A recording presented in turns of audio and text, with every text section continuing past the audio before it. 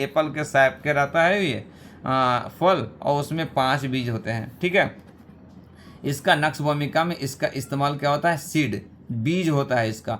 किसी का पत्ता होता है, किसी का फूल होता है, किसी का डांट होता है, किसी का रूट होता है, किसी का स्टीम होता है, किसी का फ्लावर होता है, किसी का पल्प होता है ना। फ्लावर का भी फर्स्ट पार्ट जो होता है वो होता है। तो इसका जो होता है हमारा सीड होता है। अब सोच लीजिए कि जितने ज़मीन के ऊपर रहता है प्लांट में उतना ही वो सॉफ्ट माना जाता है, और जितना ही ज़मीन के नीचे पाया जाता है उतना ही वो हार्ड माना जाता है। तो कहा जाता है कि जो ऐसा आलू हो गया, कचालू हो गया, और क्या बोलते हैं उसको, स्वीट पोटैटो हो गया, ये सब हार्ड होता है। तो डाइजेशन के लिए इसको हार्ड माना जाता है। जो ऊपर पाया जाता है जैसे ग्रीन लीफ हो गया, ग्रीन वेजिटेबल हो गया, जैसे सबसे ज़्यादा पालक। अब पालक कितना हम आपको सॉफ्ट माना जाता है, तो उसको डाइजेशन में भी सॉफ्ट होता है। ठीक है, तो कहा जाता है कि ये सीड हमारा इस्तेमाल होता है। तो ये कहने का मतलब ये है कि हमारा सीड जितना हार्ड होगा उतना ही जो है सो आपको क्या दिखेगा, अफेक्टेड दिखेगा। ठीक है, कहता नक्श भूमिका के बीज का उपयोग औषधि के रूप में अनेक चिकित्सा पद्धतियों में किया जाता है। नक्श भूमिका का इस्तेमाल यानी हम अनेक यानी कई पैथी में इसका इस्तेमाल किया जाता है। जैसे आयुर्वेदिक में आता है, यूनानी में आता है, होम्योपैथिक में आता है, इलेक्ट्रोपैथिक में आता है। तो हम जो पढ़ रहे हैं हमारा पैथी बिल्कुल आपको न्यू साइंटिफिक यानी न्यू साइंस के रूप में हमारा उभरता हुआ एक इलेक्ट्रोपैथिक देखा जा रहा है कि जो आने वाले वक्त में इसका राज रहेगा। अभी मेरे पास पेशेंट आता है तो एक ही बात बोलता है कि डॉक्टर साहब आप बाहर के मेडिसिन ना दे, आप अपना मेडिसिन दे। क्योंकि जो उनको मोटिवेट करके जो भेजता है पेशेंट, तो उनका कहना एक ही रहता है कि उनके पास का मेडिसिन का क्वालिटी कुछ अलग है। कुछ सूंघने के लिए देते हैं, कुछ स्प्रे करने के लिए देते हैं, कुछ नाभि में डालने के लिए देते हैं, कुछ नहाने के लिए देते हैं, इस तरह से देते हैं। तो आपका मेडिसिन होना, मेरे को मेडिकल का मेडिसिन नहीं होना। आज ही पेशेंट का एक कॉल था, severe migraine headache since 4 years, जो आज तक ना जाने कितने पेन किलर, नेप्रोक्सिन, डोवाप्रिडोन के जैसा कितने मेडिसिन उन्होंने ले चुका, लेकिन उसका कोई रिलीफ आज तक क्लियर नहीं हुआ। जब मेरे पास आया तो सुबह में 8 बजे कॉल आया, तो उनको मैं आज कॉल पे बुलाया मैं पेशेंट को। तो जब बैठा तो उनको सबसे पहले हमारे संजय जी हैं विटनेस में को उसको मैं S11 का स्मेल करवाया और F1W का स्मेल कराया। 10 मिनट के अंदर में वो पेशेंट रिलैक्स हुआ 20%। फिर उसको स्प्रे करवाया तो उसको हमारे क्लिनिक से छोड़ने तक उसको 50% रिलैक्स हो गया। आप सोच लीजिए कि बता सकते हैं कि जो इंसान जो पेन किलर खा करके अपनी बॉडी को पेन किलर से रेसिस्टेंट कर लिया हो और उसको एक मेडिसिन विदाउट ओरल सिर्फ स्मेल थेरेपी से हमारा 50% रिकवरी होगा, तो वो पेशेंट को माइंड में क्या मोटिवेट होगा, ये बहुत बड़ा मोटिवेट है। जब इतना फ़ायदा हुआ तो उनकी बच्ची का जो प्रॉब्लम था वो बच्ची के भी लिए मेडिसिन मेरे पास से लेके गया। जबकि एक पेशेंट के लिए भी अभी मेडिसिन उन्होंने यूज नहीं करा है, लेकिन ओरल के तौर पे नहीं, जबकि स्मेल के तौर पे खाली इस्तेमाल करने के बाद उनको जो रिलीफ हुआ तो उसके बिहाफ पे वो हमारा काम करना शुरू कर दिया और दूसरे पेशेंट के लिए भी लेके गया। तो कहने का मतलब ये कि इलेक्ट्रोपैथिक एक ऐसा साइंस हमारा है, बशर्ते कि उसका एक नियम होना चाहिए कि हमारे पास मेडिसिन पूरा रहे। अभी 90% डॉक्टर के पास हमारा इलेक्ट्रोपैथी के मेडिसिन कंप्लीट नहीं है, और जिसके कारण से उसके पास रिजल्ट नहीं होता है और वो धीरे धीरे पिछड़ता हुआ चला जाता है। मैं कई डॉक्टर को देखा कि आने वाले वक्त में उस वक्त बहुत मेडिसिन था, जितना मेरे पास नहीं था उससे ज़्यादा उनके पास मेडिसिन था। आज मेरे पास समुंदर हो गया, उसके पास जीरो हो गया। क्यों? क्योंकि उसको चलाने का तरीका नहीं मालूम था। मेडिसिन तो मंगा लिया, यूज़ नहीं किया, जब रिजल्ट नहीं आया तो उस पर से विश्वास हटता चला गया। फिर वो धीरे धीरे अपने दूसरे पैथी का इस्तेमाल करना शुरू कर दिया, अपना पैथी छोड़ दिया। तो कहने का मतलब ये है कि अगर हमारा मेडिसिन के थ्रू से अगर थेरेपी हम समझ लिए मेडिसिन बनाने का और इस्तेमाल करने का, तो इसके सामने कोई भी साइंस सामना नहीं कर सकता है। जब तक रिकॉग्नाइज नहीं होता है, जब तक तो इसका वैल्यू 50% मान रहे हैं। जब वैल्यू अगर आ गया इसका, तो सोच लिए कि उस दिन इलेक्ट्रोपैथी की भीड़ रहेगी और एलोपैथिक में भीड़ की संख्या कम होगी। अभी से ही एक पेशेंट को यानी लोगों को माइंड में ये आ गया है कि modern science medicine is the very dangerous for the health, यानी इस मेडिसिन से बहुत सी कॉम्प्लिकेटेड डिजीज बॉडी में आ रहा है। अब हमारे फिर से ये नेचुरल पैथी के यानी नेचुरल मेडिसिन की तरफ से हमारे पब्लिक का अट्रैक्शन होना शुरू हो गया। ठीक है, तो कहता है कई पत्ती में होता है, इसका अधिक मात्रा में उपयोग ये शरीर में विषैले प्रभाव डालता है, शरीर में विषैला प्रभाव डालता है। इसके अधिक उपयोग से घबराहट, जब देखिए हम कहते हैं ना कि जिस मेडिसिन से हमारा बीमारी कम होता है उस मेडिसिन को ओवरडोज लेने के बाद वही डिजीज को बढ़ा सकता है। तो कहा जाता है कि एंजाइटी में हमारा S1 यानी नक्सवोमी बहुत अच्छा मेडिसिन है। S1 का अगर 30 दे दिए या 1000 दे दिए तो एंजाइटी को कवर करता है। तो जब S1 से हमारा एंजाइटी को कवर कर सकता है तो क्या S1 के पॉजिटिव देने से एंजाइटी क्रिएट भी कर सकता है? तो हमारा एक ही कहना है कि जब देखेंगे तो वहाँ पे हमारा डिसबैलेंस होता है डायग्नोसिस में, कि हम डिजीज को सही तरीके से नहीं समझ पाते हैं कि ये पॉजिटिव है या निगेटिव है। अगर वो बताया पॉजिटिव और हम अगर पॉजिटिव में मेडिसिन देंगे तो वो बीमारी को बॉडी में बढ़ जाना तय है। तो वो चीज़ को हम देखेंगे कि हमारी मेडिसिन जो हमारी डिजीज़ जो बॉडी में जो है क्रिएट किया हुआ है वो पॉजिटिव है या निगेटिव है, एक दूसरा है सो एक्यूट है या क्रॉनिक है। दो चीज़ें तो देखना ज़रूरी है। उससे क्या होता, आपको दोनों में अलग अलग तरीके से आपको सिलेक्शन करने में आपको मदद मिलेगा, हेल्प मिलेगा। क्या मिलेगा? आवाज़ आ रही नहीं सर पूरा? तो उसके लिए आपको दो चीज़ देखना पड़ेगा। पहले तो हम डिजीज को देखेंगे कि हाइपर है या हाइपो है। अगर ये डिजीज़ हमारे समझ में आ गया हाइपर है तो सीधा हमारा मेडिसिन का डोज क्या हो जाएगा, डाइल्यूशन क्या हो जाएगा, हाइपो हो जाएगा। अब ये हो गया आपको डिजीज का कंडीशंस। अब डिजीज का कैटेगरी क्या है, यानी एक्यूट है, सब एक्यूट है, क्रॉनिक है। तो हम सब एक्यूट को छोड़ देते हैं, एक नया और एक पुराना, यानी एक तुरंत का डिजीज और एक बाद का डिजीज, ये देखेंगे। जब वो देखेंगे तब हमारे को मिलेगा कि एक्यूट है तो पॉजिटिव डोज। यहाँ पे दो बात बता रहा हूँ मैं, पहले बताया हूँ यानी याद नहीं है मेरे को। यहाँ पे दो चीज़ सिलेक्शन करने का मेन रोल होता है। एक्यूट डिजीज़ में आपका डोज भी पॉजिटिव रहेगा और डाइल्यूशन भी पॉजिटिव रहेगा, याद रखिएगा। और क्रॉनिक डिजीज़ में डोज भी आपका निगेटिव रहेगा और डाइल्यूशन भी निगेटिव रहेगा। अगर डाइल्यूशन के बाद बताते हैं तो 1000 को 10 ग्लोबल से ज़्यादा नहीं दे सकते, 20, 30, 40 नहीं दे सकते हैं। लेकिन उसी चीज़ को अगर एक्यूट डिजीज़ में है तो हम उसको 10 नहीं, आपको 40 ग्लोबल्स तक D4 को मेडिसिन से सिंगल डोज में दे सकते हैं। अब यहाँ पे हमारा सिलेक्शन अगर सही हो गया तो समझिए हम समझ लेते हैं कि क्या होता है। इसीलिए आपको सिलेक्शन ऑफ रेमेडीज और सिलेक्शन ऑफ द डिजीज़ का कैटेगरी इम्पोर्टेंट होता है। ठीक है, कहता है शरीर में आसपास में दर्द, पेन, पल्स और रिस्पिरेशन रेट का बढ़ना, वोमिट, लूज मोशंस और टिटेनस जैसे शरीर में अकड़न होने लगता है। अब जितने चीज़ से होने लगता है उतना ही बीमारी को ये ठीक कर सकता है। स्टिफनेस मतलब क्या होता है, मसल स्क्रैपिंग स्टिफनेस होता है ना भाई, तो हम उसमें दे सकते हैं ना, S1 का 30 दे दीजिए, स्टिफनेस कम हो जाता। अगर बॉडी बिल्कुल लूज हो रहा है, बिल्कुल बदहोश जैसे दिख रहा है, S1 का आप D4 दे दीजिए, आपको आ जाता। सांस लेने में प्रॉब्लम ज़्यादा हो रहा है, सफोकेशन हो रहा है, यानी ब्रीथिंग कम हो रहा है, यानी सांस लेने में डिफ़िकल्ट हो रहा है, आप S1 का D4 का स्मेल करा दीजिए, कवर हो जाता। लेकिन अगर सांस ज़्यादा चल रहा है, हाइपर चल रहा है, S1 का आपको 1000 पिला दीजिए, आपको कवर हो जाता है। तो इसका मतलब क्या है, जिस बीमारी को इसमें इंडिकेटिंग कर रहा है वो बीमारी को कम भी कर सकता है और उसी का डोज को बढ़ाने के बाद, देने के बाद उसको बीमारी को बढ़ा सकता है। ये चीज़ होता है। ठीक है, उसके बाद कहता है क्या, ये डॉक्टर बोरिक जो होम्योपैथिक से प्रसिद्ध चिकित्सक थे, उनके अनुसार ऐसे चिकित्सक जिन्हें औषधि के चुनाव करने में परेशानी हो रही हो कि क्या दिया जाए, उन्हें थोड़ी मात्रा में नक्सवोमी देना चाहिए। जब कोई भी बीमारी को हम सिलेक्शन नहीं कर पाते हैं और पेशेंट को हम बैलेंस करना चाहेंगे तो दो चीज़ तो देखना पड़ेगा आपको।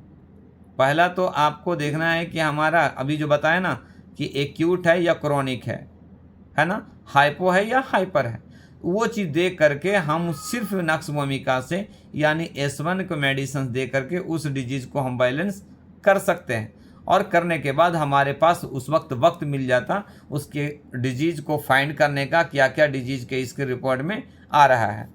ठीक है, इससे तो यह रोगी ठीक हो जाता है या उसके लक्षण उभर जाते हैं, जैसे औषधि का चुनाव हो जाता है। अब सोच लीजिए, किसी डिजीज़ में हम किसी बीमारी को हम तहकीक नहीं कर पाए, तो बहुत बड़ी पॉइंट बता रहा हूँ मैं। अगर कोई पेशेंट आया मेरे पास, वो नहीं बोल पा रहा है कि क्या हुआ है, उस पेशेंट को वो S1 का पॉजिटिव अगर पिला दिए तो पिलाने के बाद वो बॉडी में आपको कई डिजीज़ क्रिएट कर देगा, बना देगा, नई डिजीज़ को ला देगा।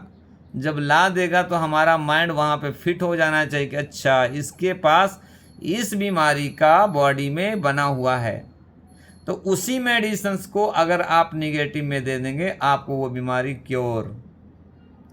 यानी एक तरह से ये हमारा हर तरह के इंस्ट्रूमेंट है। ये हमारा S1 को यूनिवर्सल रेमेडीज देने का खिताब इसीलिए दिया गया है कि ये हमारा डिजीज को डायग्नोसिस भी कराता है। डायग्नोसिस कराएंगे कैसा, किसी को अगर पॉजिटिव डोज दे दिए, सिंगल 2 डोज दे दिए, आप उनको बोलिए कि देखिए भाई ये दवा दे रहा हूँ मैं, आपका जो भी बीमारी बॉडी में रहेगा थोड़ा सा बढ़ने जैसा महसूस होगा, आप घबराइएगा नहीं। तो आप उसको पिला दिए 20 ड्रॉप अगर D3 का पिला दिए, कल होकर के वो आके बोलेगा, क्या बोलेगा वो, डॉक्टर साहब सर में चक्कर आ रहा है, पेट फूल गया, गैस पास नहीं हो रहा है, सांस लेने में तकलीफ़ हो रहा है, हाथ पैर अकड़ रहा है, घबराहट हो रहा है, तो हम समझ जाएंगे कि ये बॉडी में इनकी बीमारी छिपा हुआ था।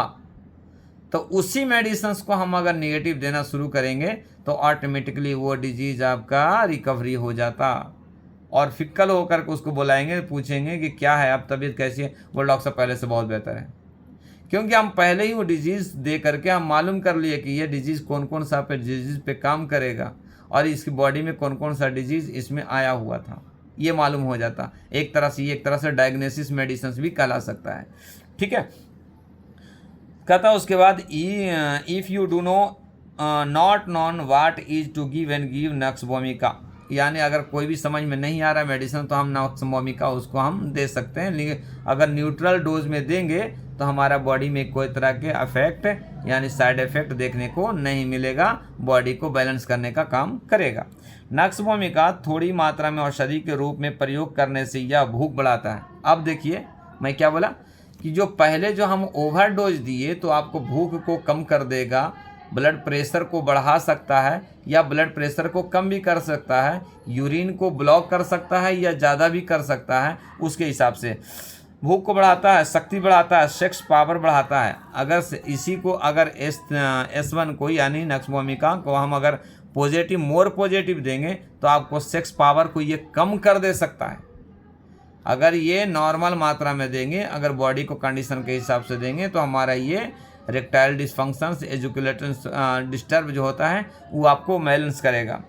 करने से भूख बढ़ाता है और सेक्स पावर को बढ़ाता है, ब्लड और लिम्फ का सर्कुलेशन को बढ़ाता है। ऐसे रोगी जो दुबले पतले, अधिक चिड़चिड़े, क्रोधी, ईर्ष्या करने वाले, झगड़ालू, आलसी, शराबी, बीड़ी तंबाकू का सेवन करते हो, कोई काम ना करता है, ऐसे रोगों को नक्स भूमिका देना चाहिए।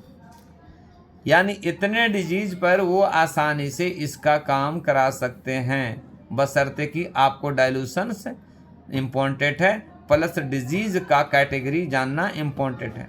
इसलिए कभी भी कोई पेशेंट आए तो आप सुनते ही आपको वोमिटिंग हो रहा है तो डायरेक्ट आपको S11 का D4 नहीं देना है।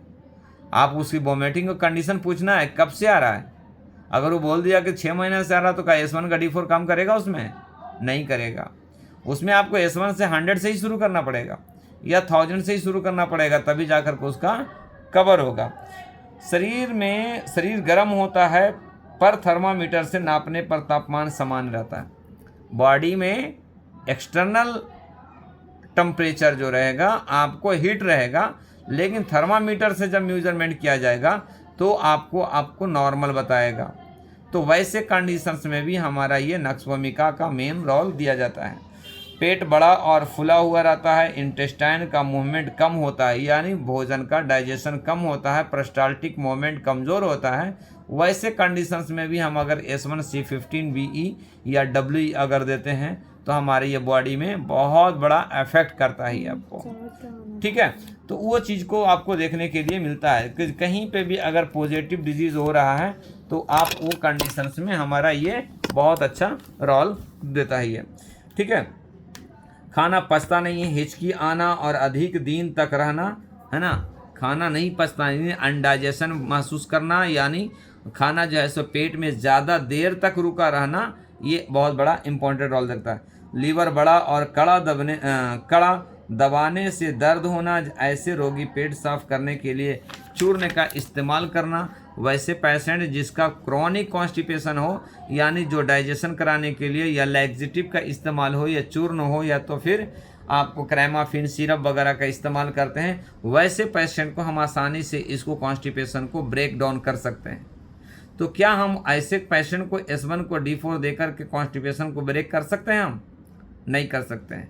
इसके लिए आपको 100 देना पड़ेगा। S1A1 एक ऐसे मेडिसिन है कि जो पुराने से पुराने कॉन्स्टिपेशन को हम उसको तोड़ सकते हैं। उसमें भी दो कैटेगरी आता है, एक नक्सभूमिका का रोल होता है, एक लाइकोपोडियम का रोल होता है।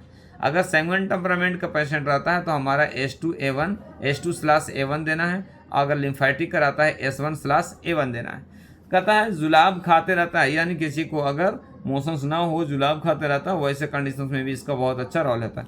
हाइटस हर्निया, अम्बिलिकल या इंजवाइनल हर्निया सभी तरह की ये फ़ायदे करते हैं। हाइटस हर्निया और इंजवाइनल हर्निया इसमें भी बहुत अच्छा काम करता है। S1C15W 1000 और S1C15RE D4 से हॉट कंप्रेस देने के बाद बहुत अच्छा काम करता है अम्बिलिकल हर्निया और हाइटिस हर्निया का। अगर उसके साथ में S1 के साथ में S3 भी दे सकते हैं, S3C15WE या S1C15WE दे करके आपको दे सकते हैं। अगर इलास्टिसिटी अगर कमज़ोर हो गया है, वहाँ पे बबल के जैसा ज़्यादा बन गया है, तो हम वहाँ पे आपको S1 से ज़्यादा S3C15 काम करेगा। अगर नॉर्मली है तो S1C15 से काम चला सकते हैं। ठीक है, कफ कॉन्स्टिपेशन के कारण खांसी में बलगम अधिक आना, साथ में ब्लड भी आना। कहता है कॉन्स्टिपेशन के कारण भी खांसी आता है और उस कफ में आपको ब्लीडिंग का मात्रा देखना, यानी लैरिंग्स में फायरिंग्स में हमारा कंजेशन होने के कारण जो स्पॉटम में विद ब्लीडिंग आता महसूस होता है, तो वैसे कंडीशंस में भी हमारा ये आपको नक्सभूमिका का अहम रोल है। तीसरा कहता है कि गोनोरिया पतला और बदबूदार कपड़े में दाग लगना, आंखों में जलन, दर्द, गले में अकड़न दर्द होना, लीवर इनलार्ज छूने या दबाने से दर्द होना। ऐसे रोगी पेट साफ करने के लिए हमेशा यानी लैक्सेटिव मेडिसिन्स का इस्तेमाल करना। मेल में इसका उपयोग इरेक्टाइल डिस्फंक्शन के लिए किया जाता है, इम्पोर्टेंसी में भी किया जाता है। हम बताए थे आपको 2-3 प्रोटोकॉल बताए थे कि S1C1, S2C2, S3C3 है ना, S5C5, ये रोल में कंडीशन अप्लाई के हिसाब से कंडीशन के हिसाब से आप मेडिसिन दे करके आपको इरेक्टाइल डिस्फंक्शंस या स्पर्मेटोरिया के रोल में दे सकते हैं। इसमें 2 केमिकल पाया जाता है कि जो इसका बहुत बड़ा रोल होता है। क्या क्या होता है इसमें आपको बताया जाएगा आपको। एक कहता है कि इसका जो केमिकल का है अस्ट्रिकनी, इसके ही नाम से अस्ट्रिकनॉस नक्सभूमिका बना है, और दूसरा ब्रूसीन। 2 केमिकल इसमें मेन पाया जाता है, अस्ट्रिकनी और ब्रोसीन पाया जाता है। जो अस्ट्रिकनी एक अल्कलाइड है और ब्रूसनी के साथ पाया जाता है। इसका खोज 1818 में किया गया।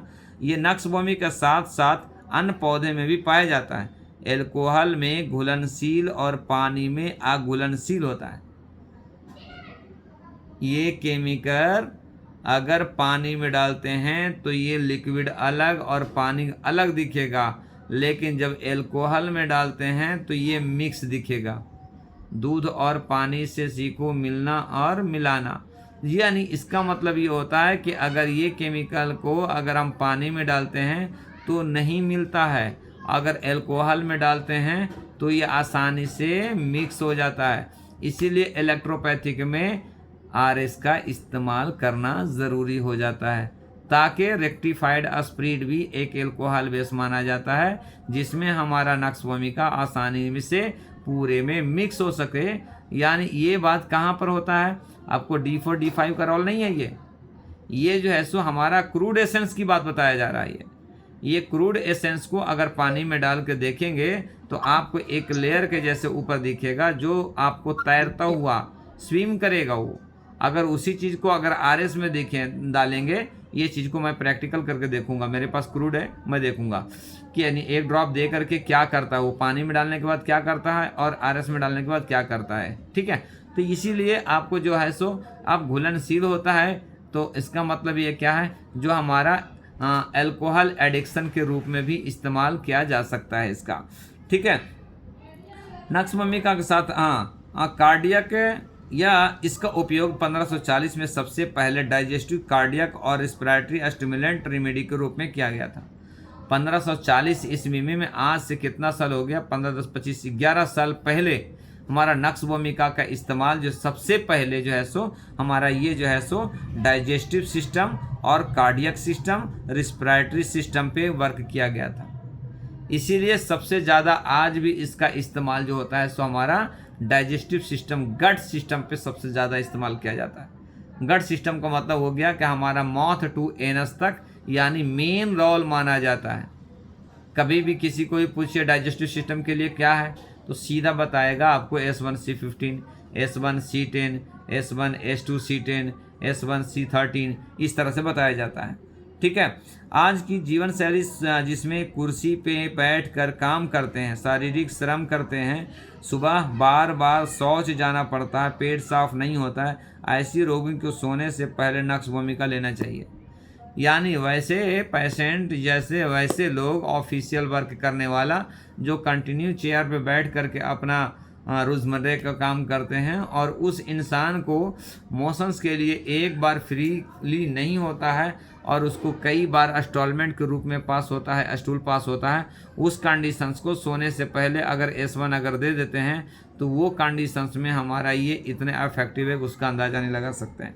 ठीक है, तेज़ी से बदलती जीवन शैली जिसमें सिगरेट, शराब, ग्रास्ट भोजन, अधिक भोजन करना पुरुषों में इनफर्टिलिटी का कारण बन रहा है, उनमें यानी अभी के जीवन शैली के हिसाब से देखा जाए तो हमारी सोशल समाज में एक तरह से समझिए कि इनफर्टिलिटी को बहुत सामना देखने को मिल रहा है, जिसमें क्यों, ड्यू टू दिस स्मोकिंग या कोई चरस, अफीम, ड्रग्स, यानी पॉइजननेस बॉडी में इंटेक करने के कारण हमारा स्पर्म का मोटिलिटी का ड्यूरेशन कम हो जाता है और उसमें एक्टिविटी का लेस होता है।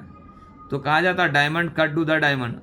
जिस बॉडी में अगर पॉइजन है तो उस बॉडी से पॉइजन को निकालने के लिए भी आपको पॉइजन ही चाहिए। तो इसी हकीकत को देखते हुए हमारा नक्स भूमिका जो है सो इस पे बहुत अच्छा रोल करता है। इसीलिए तो हम अगर जनरल टॉनिक अगर स्टोमक पे अगर स्प्रे कर देते हैं तो एडिक्शन पावर कम हो जाता है, डिज़ायर पावर कम हो जाता है। और हमारे दोनों अगर ये जनरल टॉनिक को अगर हम स्टोमक पे अगर स्प्रे करते हैं और नेचुरल टॉनिक को हम अगर पिट्यूटरी ग्लैंड से ले करके हमारा जा लॉक पे अगर कर देते हैं, ये पूरा एरिया ग्लैंड पे काम कर देते हैं, तो मालूम है क्या होता है। मैं देखा हूँ, उसको स्प्रे करके देखा हूँ मैं, तो उस इंसान को मैं गुटखा खिलाया, खिलाने के बाद वो बोलता कि इसमें टेस्ट ही नहीं है। उसमें टेस्ट नहीं है सर। आप दो चीज को आप तहकीक कर लीजिएगा। क्या बात कर रहे हैं सर, हकीकत बात कर रहा हूं मैं। अगर नेचुरल टॉनिक को यानी आपको यहां से लेकर के पूरा पे स्प्रे करा दीजिए, और जनरल टॉनिक को हमारा स्टोमक पे पूरे पेल्विक एरिया स्टोमक यानी लीवर हाइपोकॉन्ड्रियक रीजन पे स्प्रे करवाइए, और 15 मिनट के बाद उसको गुटखा खाने के लिए बोलिए। उसका कहता है कि सर मेरे को टेस्ट ही कुछ भी नहीं करना है, टेस्ट ही लेस हो जाता है। अगर टेस्ट लेस हो जाएगा तो इंसान जो चीज़ खाता है तो वो टेस्ट के लिए खाता है, पेट भरने के लिए नहीं खाता है, माइंड के लिए खाता है। तो माइंड में कब फील होता है, जब टेस्ट आता है तब। अगर कोई इंसान कोई भी चीज़ को अगर खा रहे हैं, आपको मैं थोड़ी मैं बता रहा हूँ मैं प्रैक्टिकली या जो जनरली थ्योरी बता रहा हूँ। अब मेरे से आपको कोई फ़ायदा ना हो, आप क्यों क्लास ज्वाइन करेंगे? कल बंद करके चलते रहेंगे। तो उसी तरह से जब कोई इंसान अगर गुटखा खा रहा, सिगरेट पी रहा है, अगर उस इंसान को कुछ टेस्ट ही महसूस ना हो तो फिर आने वाले वक्त में पिएगा काहे को? वो पिएगा ही नहीं, उसको महसूस ही नहीं होगा तो पिएगा नहीं। हाँ, इतने अफेक्टेड है ये कि अगर उसी दरमियान में अगर खाना खाएगा तो उसका टेस्ट बराबर दिखेगा। ऐसा नहीं कि पूरा हमारा कॉन्शियस कर देता है, एनेस्थीसिया कर देता है, सेंसेशनलेस कर देता है, ये नहीं करता है। सिर्फ हमारा पॉइजन से रिलेटेड जो भी एडिक्शंस रहता है उसका ये आपका प्रोग्रेडिट करता है। सोच लीजिए, तो अगर ये इंसान अगर इसका अल्कोहल को भी बहुत असर करेगा, लेकिन पेशेंट इस चीज़ को इस्तेमाल नहीं कर पाता है। रीज़न क्या है कि जो अल्कोहल जो यूज करता है वो तो फ्रीली करता है। अगर उसके घर वाले अगर उसको दिया, स्प्रे भी करा, और अगर टेस्ट नहीं लगा तो कल हो करके वो स्प्रे करना बंद कर देगा कि साला ये क्या लगा दिया, मेरा का मतलब क्या नहीं, ऐसा हो रहा है। इसके कारण से ये मतलब कि इसका छूट नहीं रहा है। अगर उसी दरमियान में कोई पेशेंट को अगर स्कैन करा दो, एक ही काम कर सकते हैं, 80% से 90% एल्कोहलिज्म को आपको लिवर फैटी मिलेगा। और लिवर फैटी मिलेगा तो वो पेशेंट को सामने बताना, देखो आप पीने के हिसाब से आपका लिवर का प्रॉब्लम हो रहा है, आपको मैं एक स्प्रे दे रहा हूँ मैं, जो पेट पे स्प्रे करो और यहाँ स्प्रे करो, आपका लिवर ठीक होता, तुम पीते रहो। उसको तुम पीने के लिए बोल दो भाई। वो ना पीने के लिए बोले ना तो डॉक्टर चेंज कर देगा, दवा तो बाद में चेंज करेगा, वो हमारा नुकसान। उसको पीने के लिए बोलो।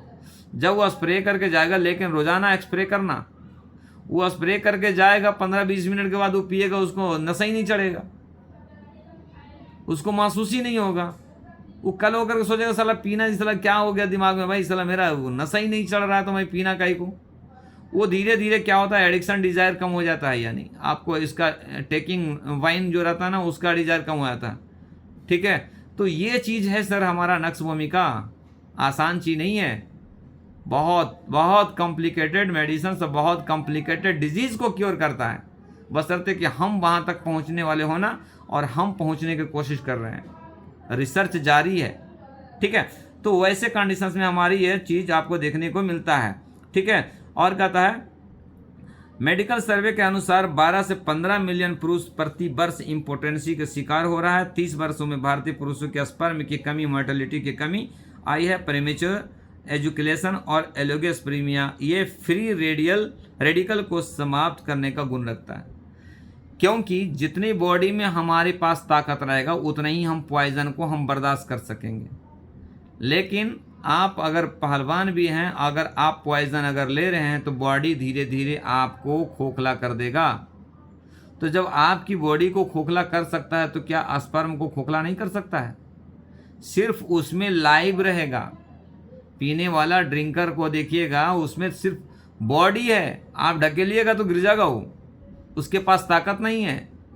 एक लाइव स्टैचू बोलते हैं वो इसको, मैं देखा हूँ। मैं एक से लड़ाई हो गया था, पीने वाला था, मैं मेरी गाड़ी साइड में जा रहा तो वो आकर के मेरे को ठोक दिया। वो बोल रहा है कि तुम ठोक दिया, एक पचकड़ा दिया कि गिर गया, एक पचकड़े में गिर गया। अब अंदाजा लगा सा, और गिरा सो तो गिरा, उसका मुंह से ब्लड आ रहा है। क्यों भाई? क्योंकि उसका मुंह पूरा जो है सो बकल कैविटी जो है सो पूरा डैमेज है।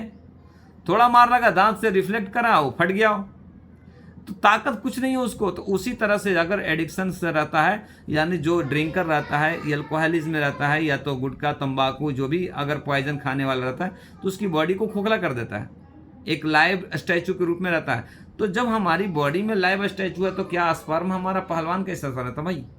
वो भी तो हमारा एक तरह से खोखला, खाली चिलने वाला है, ये गिनती वाला है ना। वो काउंटेबल में आ रहा है कि आपका टोटल स्पर्म 60 मिलियन है, वर्क का नहीं है वो।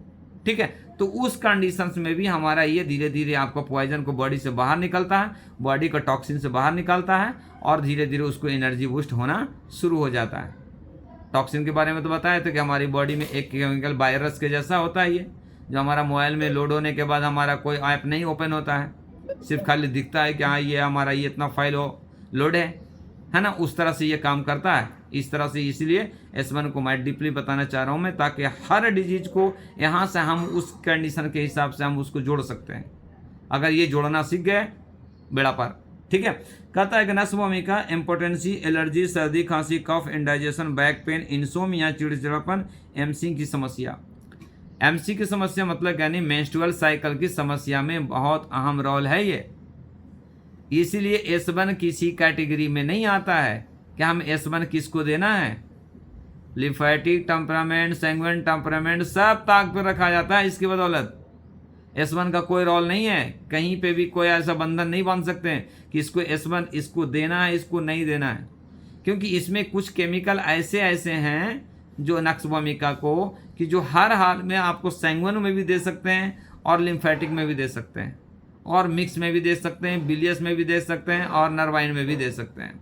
ठीक है, कहता है जैसे हमारे एमसी में आपको प्रॉब्लम होता है तो S1, C1, A1, F1, RE ये बहुत इम्पॉर्टेंट मेडिसिन होता है। S1, C1, A1, F1, Ven1, RE अगर ये D2 से अगर ग्लोबल्स अगर दे देते हैं 40 globules 2 time with look warm water sip by sip, यानी 5 ml ईच 5 मिनट, ऐसा करके अगर पिलाते हैं उसको तो आपको जितना भी पुराना अगर मेंस्ट्रुअल साइकिल रुका हुआ है उसको ये कवर करता है, चाहे पीरियड के रिलेटेड यानी PCOD के रिलेटेड से हो या हार्मोन इम्बैलेंस के रिलेटेड हो या जैसा भी कंडीशंस कराता तो ये कवर करता है।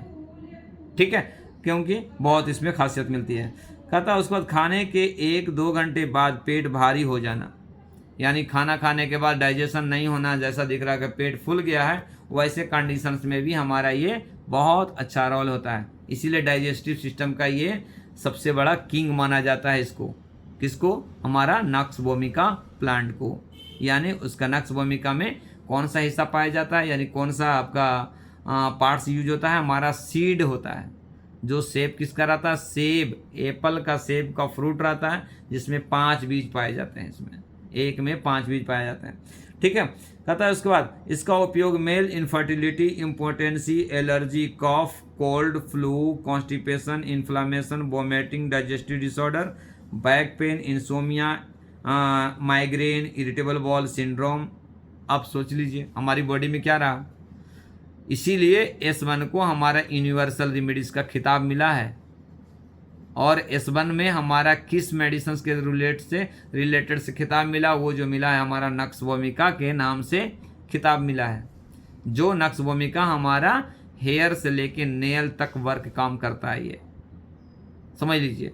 तो अब जो हेयर से नेल तक जो काम करेगा तो क्या खाली S1 से देने के बाद हमारा नाखून भी सही हो जाएगा, बाल भी सही हो जाएगा, पेट भी सही हो जाएगा? क्या होगा भाई? यानी S1 हम उस ऑर्गन के रेमेडीज को अगर कंप्लीट अटैच करेंगे बाय मेथड तो हर डिजीज को ये सपोर्ट करेगा। अगर किसी को अगर कोल्ड कोराइजा है तो हमारे पास उसका रोल क्या होता है? कोल्ड कोराइजा में क्या बता रहा भाई? एक तरह से हमारा स्नीजिंग हो रहा है, जो म्यूकस डिस्चार्ज हो रहा है, तो डिस्चार्ज का मतलब होता है थिक होता है, थिक डिस्चार्ज होता है। तो जब थिक डिस्चार्ज का रोल में हमारा S1 C1 तो का रोल नहीं है, हमारा वहाँ पे S2 C2 का रोल है।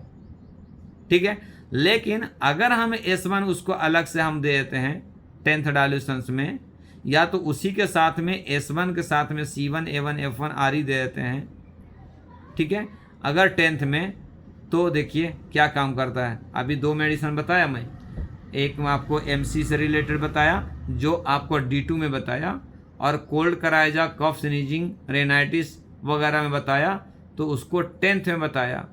दोनों का मेडिसिन में कोई फासला नहीं है, थोड़े ही चेंज रहेगा, एक में L1 रहेगा एक में L1 नहीं रहेगा, एक Ven1 तो दोनों में दे सकते, खाली L1 का ही फासला रहेगा।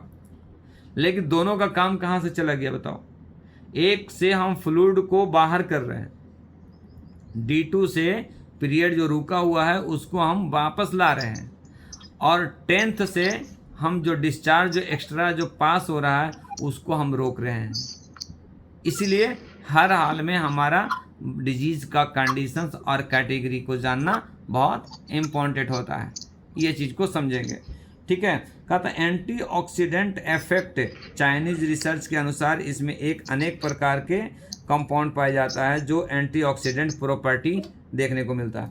2015 के रिसर्च में पाया गया है कि इसमें एनाल्जेसिक इफेक्ट पाया जाता है, नक्स सूजन यानी नक्श भूमिका सूजन और दर्द को दूर करता है। इसमें उपस्थित ब्रूसीन दर्द दूर करता है। ब्रूसीन एक केमिकल है जो स्पेशल पेन किलर में काम करता है, जो कि हमारा नक्श भूमिका प्लांट में देखने को मिला है। तो इसीलिए हमारा एनाल्जेसिक का भी रोल में इसमें बहुत अच्छा काम करता है। S1 के साथ में C5, F1, L1, बेन1, REW अगर दे देते हैं तो हमारा कोई भी नर्वस सिस्टम को डिजीज़ को कवर करता है। मेन जो है सो हमारा नक्श भूमिका जो है सो नर्वस सिस्टम पे बहुत बड़ा रोल है इसका। तभी तो हम पैरालिसिस वाले को S1 का 1000, F1 का 1000, बेन1 दे करके आपको दिए थे। परसों मेरे पास पेशेंट आया था, आप बताया, आपको मैं बोला था पैरालिसिस वाले को, आज उनका फ़ोन आया, डॉक्टर साहब पहले से 50% कम है। कितने दिन में? 4 डेज़ में। क्योंकि एक्यूट पैरालिसिस था, पुराना पैरालिसिस नहीं था, एक्यूट पैरालिसिस था। जिस दिन आया कोई मेडिसिन नहीं लिया, डायरेक्ट मेरे पास आया, तो 4 दिन 3 दिन के अंदर में उनको 50% रिकवरी हुआ। सोच लीजिए कितनी बड़ी बात है। ठीक है, कहता है और ये हमारा जो है सो डायबिटिक के लिए भी बहुत अच्छा रिसर्च माना गया है। इसमें नक्श भूमिका का प्रयोग ब्लड शुगर कंट्रोल होता है, तभी तो हम S1 को बिफोर मील और S10 को आफ्टर मील दे करके उसको हम डाइजेस्टिव सिस्टम, क्योंकि डायबिटिक एक हमारा डाइजेस्टिव सिस्टम का बिगड़ा हुआ रूप है, ना कि हमारा वो जो है सो एक डिजीज़ है। ठीक है, अगर डिजीज़ रहता तो उसको मॉडर्न साइंस से ज़्यादा कोई नहीं जानता है, तो उस चीज़ को डोज को कंप्लीट करके डिजीज़ को ठीक कर सकता था।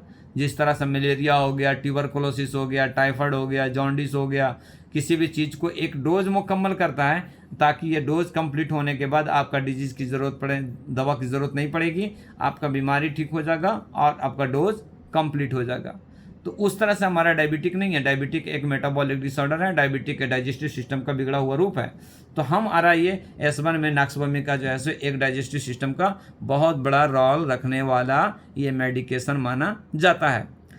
आज का प्लांट में इतना ही रखेंगे, लेकिन अभी कल भी पूरा फुल क्लास जो है सो इसका प्लांट विशेष रहेगा, और इसमें जो है सो 2 चीज़ हम बताएंगे, एस्टिचनी और ब्रूसीन जो बताया, 2 केमिकल को विशेष लेंगे कि हम लिम्फेटिक टेम्परामेंट वाले को S1 क्यों देते हैं, और डाइजेस्टिव ट्रैक्ट इन्फेक्शन या डाइजेस्टिव सिस्टम पे हमारा S1 का इतना बड़ा रोल क्यों है। ये चीज़ को कल देखेंगे, क्योंकि आज जो है सो 6:37 हो गया है। ठीक है, अगर शॉर्ट टिप्स में कुछ किसी को क्वेश्चन है तो पूछ सकते हैं। सर अभी आपने बताया तंबाकू वो जो खाने वाले को एंटी और GT, तो सर उसमें कुछ भाई मतलब मिलाना या सिंपल दोनों? खाली इतना ही कीजिए, D5 में या D4 में स्प्रे करवाइए, तो फर्स्ट में आप स्प्रे करवाइए उसको फर्स्ट में, क्योंकि हमारे पास कोई एक्यूट नहीं रहेगा। भेज दीजिए सर, ऑनलाइन भेज दीजिए, लोड कर लेंगे। SBL का है सर, आवाज नहीं आ रहा। गोली है सर, गोली चूसना है 3 टाइम एक। ओके, और जब भी चूस लेगा, अगर तंबाकू खाएगा, जब बिड़ गया उसका इतना मुंह कड़वा हो जाएगा, वो थूक देगा। उसमें आप देखिएगा ना किया ना भी ना द्रौपदी पे जाएंगे, कोई ना फोटो खींच के। डॉक्टर साहब उसका आप इंग्रेडिएंट पढ़िए तो क्या क्या उसमें है, उसमें मालूम हो जाता।